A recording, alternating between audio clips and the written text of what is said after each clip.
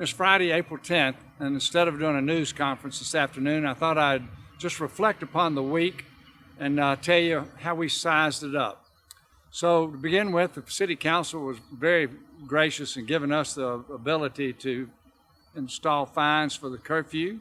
That's a tool that we needed to make sure that we can continue to protect your health. Another big win for the city was that Ladd Stadium actually stood up and we're testing people every day there now. I know that we tested 170 yesterday. So as we continue to hit a rhythm there, that will just get better. And the benefit of that for the community is that everybody can be tested. You don't have to have insurance to be tested, but you do have to call ahead and get an appointment, and you do have to be symptomatic. But Synergy Labs has really been a godsend to our community so that we can continue to protect you. And also when I think about other things that occurred during the week, the big box and the grocery stores, we tightened things down a little bit to make sure we could have the social distancing that we needed. And just tremendously appreciative of what the big boxes did and what the grocery stores have done in order to protect you and to ensure that social distancing. And we will continue to work with them to make sure that you feel safe when you go to those environments. Another thing that we didn't realize we'd be having to address during the week was that we found out that we had a void in what we were doing for the homeless. Thank goodness for the Salvation Army, what they were already doing. And now we've partnered with them to make sure that we have 3 sites where we have sanitary facilities that will help the Salvation Army fulfill their mission of taking care of those that are in need. Yesterday afternoon, in thinking about the coming surge, and I think you've all heard that, is that next week is what's predicted to be the high point for the number of cases in Mobile.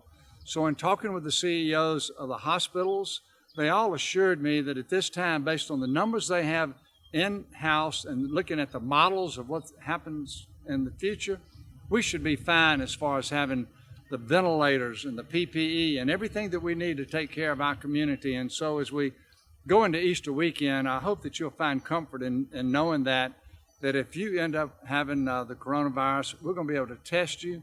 If you have to go to the hospital, we're going to be able to take care of you. And then on another note, just something that thank goodness my wife prompted me to do it, was be able to contribute blood, because we know that the hospitals will have the need of the blood as we go forward.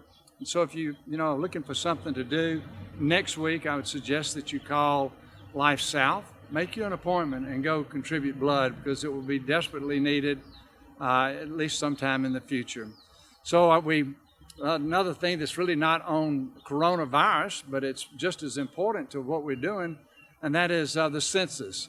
And I hope that you'll take time to fill out your census form, and that when a couple of weeks when we're talking about that, we can look at the numbers and see that maybe 55 or 60% of Mobilians have already done it, because it's already come in the mail. And if you hadn't gotten it, I think that you should reach out to us and let us know that you need to know, how do you get that information so that you can do that part of your social obligation to help the state of Alabama and our community.